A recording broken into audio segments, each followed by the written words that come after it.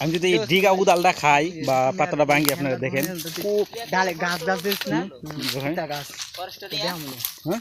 ওই সাইডে বাড়ি হ্যাঁ না তাই তো না হেন্দা নাই মো হেন্দা তো যামুগা খুব মজা যে দেখেন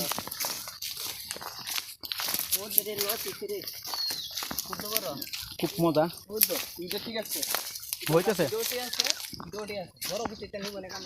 তাও এই যে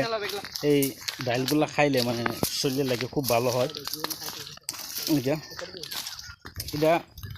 আপনার শুধুই খাওয়া যায়